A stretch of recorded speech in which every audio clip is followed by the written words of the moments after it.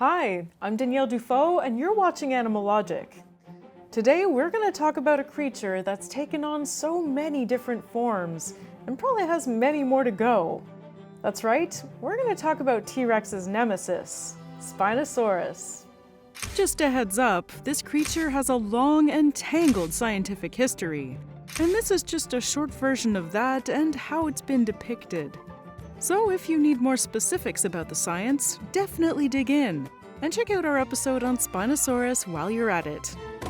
So let's take a look at the very first fossils of Spinosaurus that were ever found. These were from 1912 and discovered by Richard Markgraf. So the bones that were found, by no means was this a complete skeleton, but it did seem like they all went together. But these were the weirdest fossils of a theropod dinosaur that anyone had found so far. In 1915, Ernst Stromer published these fossils. It had a super long, narrow jaw and long protruding dorsal spines down its back. Hence, Spinosaurus. Despite being in pieces, it was so weird that it deserved to become the founding member of its very own new clade, the Spinosauridae. I'm going to guess that the only way that they knew that it was theropod was because of the association of other bones that it was with. Even the teeth that you can see in this illustration, they're so conical and round and robust that they look a whole lot more like a crocodilian than a dinosaur. And we'll be coming back to that later. And then we have this photograph of the vertebrae that were collected, and they put them in, what they assumed would be the best plausible order. And you can see just how crazy tall those dorsal spines are, hence the name Spinosaurus. He's one spiny boy. In 1936, Stromer made a reconstruction of Spinosaurus, trying to make sense of all the bones that were ever collected so far. It leaned pretty conservative because other large theropods were all we had to go by at the time. So at this point, we still didn't have a face, but we knew it had a long, strong chin, some conical, pointy teeth, and it was a tall-spined theropod. But we all started to wonder the important questions, like, could it win in a fight against T-Rex? These bones were utterly lost to history during World War II, when the museum where they were stored was destroyed. Photographs were rediscovered in the 1990s and published in 2006, and during that time, imaginations and paleontologists ran wild. Okay, we're gonna jump all the way to 1976 because no one's really cared yet about Spinosaurus. For some reason, it's popping back up, and Giovanni Caselli decided to make this fantastic illustration. This looks like a wiener dog on steroids, and please tell me, where's the lie? So it's already going pretty wild with speculation here, and I love it. I think it's great. The text here on the page is talking about how the sale might have actually helped Spinosaurus lose excess heat and prevent it from overheating, making it a quicker theropod than other, meat eaters at the time. Considering what they were working with, these illustrations are awesome. They're time capsules. Some of these definitely look more like Dimetrodon, while others don't bother with a sail at all and opt for big protruding spikes. Others, yet again, follow the science published and do a wonderful interpretation of it. Remember that we still only had the Stromer files and some related dinosaurs to go by. By 1984, researchers were already proposing that Spinosaurus could have had a more croc-like snout to catch fish. And all of that was confirmed when Baryonyx walkeri was discovered. This is when we found that the Spino family was bigger than we ever knew. The Baryonyx was pieced together from separate fossils discovered in multiple places. Even though it wasn't identical to Spinosaurus, it shared some very important traits. It doubled down on the whole fish-eating thing. The reconstruction was also more complete than what we had of Spinosaurus. It had more parts of the rest of the body and some kinda average-sized dorsal spines. Lots of the skull was discovered, including the little crest up on its forehead. It gave us a glimpse at the true face of Spinosaurus, and began painting a whole family portrait. I love this Baryonyx paper because it's one of the few scientific research papers that gets a full reconstruction inside the paper itself, and not just, as a cover page or something. So one of the figures is this fantastic painting by John Sibbick. And I love his art, like big time fan and big inspiration. He's got this animal looking so naturalistic, and honestly it still holds up really well to what we understand Spinosaurids to be. And that's just it. This was the beginning of the expansion of the Spinosaurid family. So Spinosaurus is no longer living inside its own family all alone. It's got company. I still think that this John Sibbick piece is still one of the best pieces of Spinosaurid art out there. It's honestly just gorgeous. Additional evidence was found when Suchomimus was discovered in Nizar. The 1998 documentary Colossal Claw gave us a better glimpse into what scientists were thinking at the time. This skeleton of Suchomimus, or the croc mimic, was 2/3 complete. And as its name suggests, it had a very croc-like face. So at this point, people were starting to connect the dots. Maybe Spinosaurus also looked just as crocky? Considering the semi-aquatic lifestyle of crocs, was this a case of convergent evolution? And just like Spino, it had long dorsal spines too.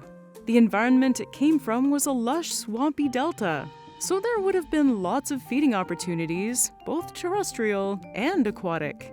Oh my goodness, that dramatic zoom. That jaw just goes on for days. Oh, I love that extreme wide-angle lens. This is really starting to take shape for what we understand Spinosaurids to look like now, today. You saw the placement of its nostril, it's higher up on the nose. Just 3 years later, Spino gets his first big break on the silver screen as the main antagonist for Jurassic Park 3. He's here to ruin T-Rex's day and is destined to fight him forever. Although they probably never would have crossed paths in reality. Okay, here comes Spinosaurus.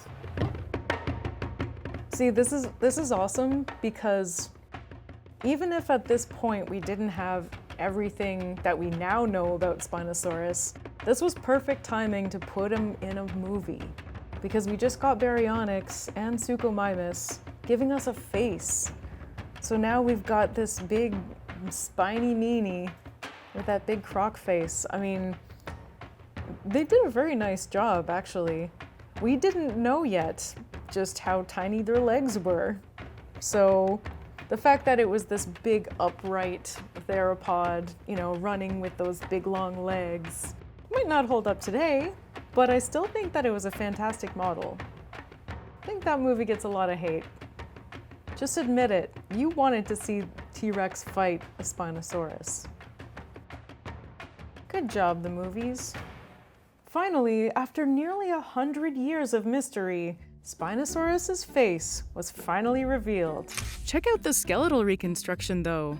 Those legs are looking pretty long still. Something is holding this creature back from its full potential. We just don't know what yet. This is also around the time that old photos of the destroyed specimen were rediscovered in old collections. So everyone got a fresh reminder of where this all began. So you can see here how this has been cobbled together by the bones of multiple Spinosaurus specimens and Spinosaurus cousins, because they're all like little missing pieces of a jigsaw puzzle. But together, they make a lot of sense in relation to one another. So now we've got the jaw, we've got the snout, we've got the little crest on top. The sail is nice and round and crescent-shaped, just like in Jurassic Park 3, which surely was referring to this. And it's important to remember that all of those spines, sail spines, they're all broken. Every single one of them. None of them that we have are complete. So the order in which they're arranged and the degree to which they get reconstructed is going to change our interpretation. And it will keep changing it. Just wait. Just a year later, in 2006, all of the research gets compiled into one amazing documentary, Land Before Time 12, The Great Day of the Flyers. And if you've seen this movie, then please just know you are one of the real ones. Okay, I grew up on Land Before Time. It's definitely one of my favorite movies of all time. Drove my family insane watching it day after day after day. I am who I am. But even I didn't know that these went up to 12. In fact, like, how many more are there? I'm gonna look that up later, for sure. Oh, wow. Oh, this Spinosaurus is a bit of a chunker. They definitely made them pretty wide and rotund, but they're all basketball shaped. So the sail on the back is actually kind of interesting because it looks more like an accordion fan. I've got one of those for hot days. Just fan yourself with a Spinosaurus. So we just had to go and check this because it's very vital information. There are 14 movies and 26 episodes of a series for Land Before Time. So we've got like 40 things to go and watch. Should we start a podcast watch along? Does that sound fun? I think that sounds great. Let's do it. Yeah. On a slightly more serious note, in 2011, we got BBC's Planet Dinosaur, showing us something that very likely did happen. Spinos fishing. Ooh, looks like they're eating some small theropod. Oh, and Spinosaurus is coming in for the steal. Yeah, so they're kind of pointing out that this spine was probably a bit of a weak point in terms of facing off with other theropods. It's like a big Ruffles chip. Yeah, that looks ketchup flavor. And it's interesting, you see it like moving and walking around. So every time its spine moves, you see it kind of bounce and expand and then contract. And so I don't know like how fixed and stable its spine was. It's plausible, but up to this point, I don't think we've seen underwater Spinosaurus yet. One of the really cool fish from the Chem beds where Spinosaurus is from is called Onchopristis, and it's almost always the meal of choice that Spino goes for in the water, probably because these big skate sharks are really interesting. You know, there's sawfish and all kinds of other interesting things in there too. So we've got Fisherman Spino, the pescatarian dino. In 2014, Dr. Nizar Ibrahim and his team published the breakthrough that everyone was dreaming of. The first Spinosaurus skeleton since Stromer in 1915. What's more is that it revealed more of the anatomy that the old destroyed skeleton was lacking. It had a few of the vertebrae with the long sail bones, forelimbs, a pelvis, a hind limb, and even some parts of the skull. These new fossils, combined with new technology, gave us the opportunity to look inside the bones. Aquatic or semi-aquatic animals often evolve a higher bone density. Theropods usually have light, airy bones, but Spino bones were dense. Their legs were short, and their wide feet had long, strong bones, letting it walk on muddy, silty soil like a huge shorebird. Short legs made him a short king. The teeth were conical and thick, like a crocodile. This all pointed at a lifestyle that was closer to that of a croc than to a T-Rex, a truly massive crocodino.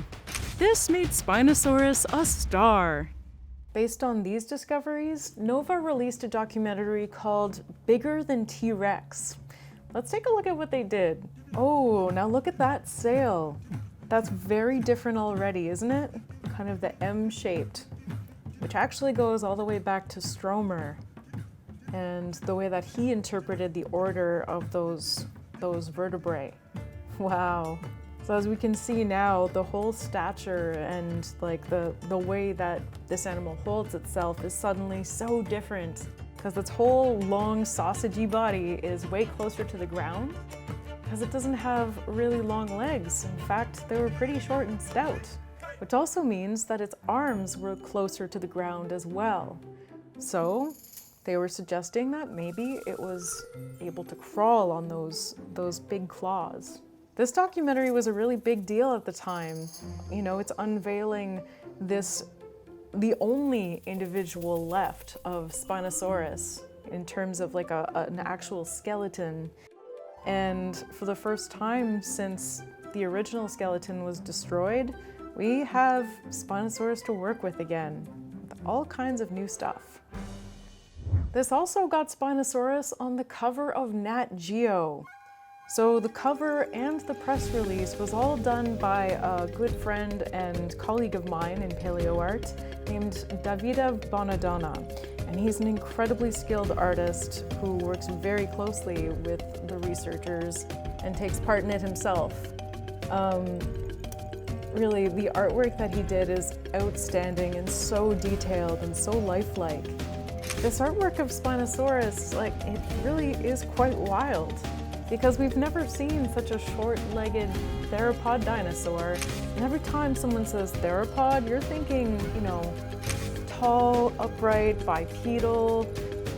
Around this time, we were starting to really understand that, like, being bipedal doesn't mean that you're totally upright. So it was maintaining its horizontal body plan, but this time it was closer to the ground. So they're really moving into the direction of presenting this animal as being semi-aquatic. It probably spent a fair bit of its time in the water, you know, and maybe that's part of what facilitated its short-legged life. Gets you closer to the water, maybe it makes you a better swimmer.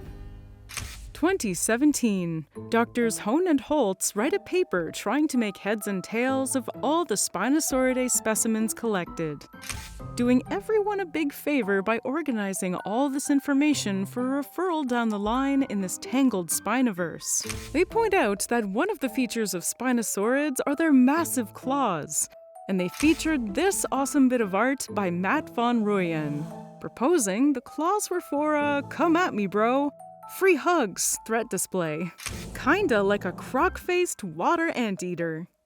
In 2018, Dr. Don Henderson decided to test this semi-aquatic hypothesis and created a digital model to see if he could make Spino buoyant in its current form. Let's see what he did. I love these figures of these submerged dinosaurs. Just trying to show, like, would they float?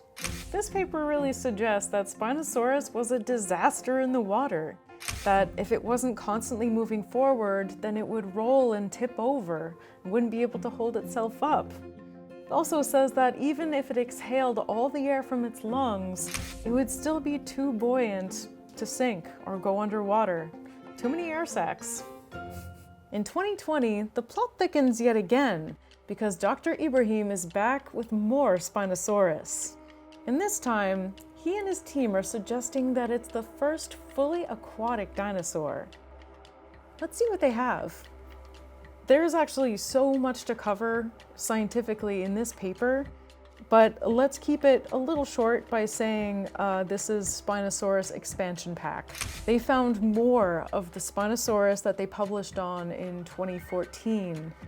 And through extreme serendipity, we're able to recover it from a market and from these fossil sellers and reunite it from the original specimen. It's pretty incredible. And one of my favorite figures from this paper is, of course, the skeletal reconstruction, where we have this wonderfully lifelike and absolutely alien-looking dinosaur. But look at this swimming motion. Look at that tail. So the sail didn't end on its back. Its whole tail also had a sail, kind of like a fluke. So that's how they interpreted it. And this paper was suggesting that it used its tail as a propulsion mechanism to be able to pursue things in the water, to hunt down. With a reconstruction like this, I mean, this looks like a water-living animal. Oh, it's fascinating. I'm sure it could fit some pretty big fish in that gullet, you know? Yeah, he could fit that whole scuba diver in his gullet. fit so many scuba divers in this baby. Their theory was based on 3 main ideas. 1. On land, it would have walked on 4 legs and on its knuckles. Its center of gravity would have been too forward, which would have made it slow and awkward. 2. The tail was shaped like a fin, and it likely helped it propel Spinosaurus when hunting and foraging. And 3. The fossils were all found in coastal or marine environments. This was further supported by the discovery of a nearly complete tail. So of course, they called upon their buddy Davide Bonadonna once again to make a stunning piece of art. So now we've got a literal Spinosaurus swimsuit edition, and it's a full feature. Like, look at this amazing creature in all of these action poses, hunting all kinds of different fish from its ecosystem. So this piece of art is fantastic. In fact, yeah, look at the sail on the tail. You can tell that it's kind of pushing itself along, and he's going for that Onchopristis because it's always Onchopristis, isn't it? They're pretty cool. Welcome to Spinosaurus Swimsuit Edition, where on the centerfold is a beautiful fold-out featuring full exposed cloaca. Oh, these are so beautiful. I love the colors, the light, the proportions on the animal. I mean, yeah, every one of these poses is a masterpiece. Davide, you've done it again. The paper even included video of their experiment to see how the tail would move in a water flume. I'd say that's got a pretty nice undulation. Of course, the controversy didn't stop there. Dr. Hone and Dr. Holtz determined that the tail was too weak and the sail was too big for it to be an aquatic pursuit hunter. So they were more likely to be for display, like a peacock tail. Oh look, another different sail interpretation. Funky. In 2022, Paul Serino and his crew created a fully posable digital model based on CT scan data of Spinosaurus specimens. And this had a full distribution of body mass with muscle, bone, and air sacs. It looked like this. Oh, wow. So yeah, they've actually modeled out different types of materials. So we have the full skeleton in 3D and the soft tissue modeled over and around that, and even some of the muscles inside the body. And each element of this model has been assigned its own mass, its own weight, its own volume, and all of that together, they're able to make slightly more accurate readings or estimates of body mass and size and weight. The results challenged the 3 arguments made for the fully aquatic lifestyle. They suggested that it was a stable bipedal animal and too buoyant to swim and dive in deep water. Spinosaurus was probably a land ambush predator and was only semi-aquatic at best. In 2025, Spinosaurus made another appearance in Walking with Dinosaurs. The new one. Oh, I mean, how often do you get to see Spinosaurus snoozing in the sun, chasing bugs? Oh, wait a second. That's a baby Spino. That is so ridiculously adorable.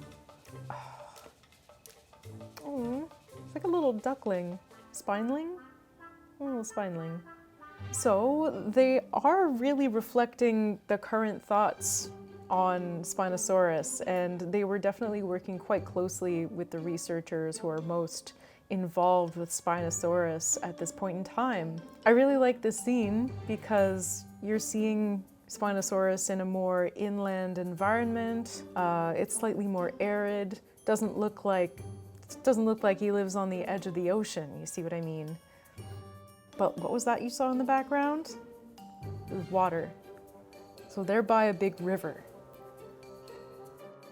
So you've got one Spino by the shoreline who's looking in the water, probably trying to catch an easy fish going by. But this one's going for a deep dive. And it's going, of course, for poor little Onchopristis. I mean, giant Onchopristis, but still. So instead of chasing at high speeds, it was probably ambushing in whatever way it could. So that was a really impressive scene that encapsulates a lot of the science that's being done here by several researchers, you know. You can kind of compare this bimodal lifestyle to a lot of animals today. Like polar bears, for example. They'll dive in, chase after seals, and catch them if they can. If they spot one from the edge of an ice floe, they're gonna dive in for it. But at the same time, if they see prey on land, they're gonna go for that as well. Also, in 2025, we get Jurassic World Rebirth. In the preview of this movie, you get to glimpse at Spinosaurus, because of course they bring him back. Or several of them? And they're sticking to the aquatic theory. Well, these ones are definitely going for like the speedboat model. You can tell they're fast because they have racing stripes. But I don't make the rules. It's how it is. They're even showing that they work together to coordinate an attack. Now, I don't mean to take the wind out of these Spinosaurus' sails, but you know, this isn't necessarily the best looking interpretation of Spinosaurus that we've seen here today, but nonetheless, I love their movement. I love how they look like powerful speedboat swimmers. Still, super cool movie monster. It's what you get. I am gonna point out though that I thought we all agreed that we weren't going for the super fast swimmer style anymore. Like, you're a little behind. There's been so much interpretation of Spinosaurus and the specimens we've got of it. And you know what? I'm glad we don't know what Spinosaurus looked like for sure. It's fun that we get to keep unveiling little piece by little piece, unraveling this mystery, and even rethinking old concepts that we used to have. It keeps everyone wondering, what if? For over 100 years, Spinosaurus has kept us guessing and fighting over what we think it must have looked like. So, who do you think would win? T-Rex or Spinosaurus? Or this Spinosaurus? Or this Spinosaurus? Or this Spinosaurus? Or this Spinosaurus? Or this Spinosaurus? So, what should we talk about next? Please let me know in the comments. And make sure you stick around till the end to see some of my favorite speculative biology reconstructions of Spinosaurus. Thanks for watching, and see you around.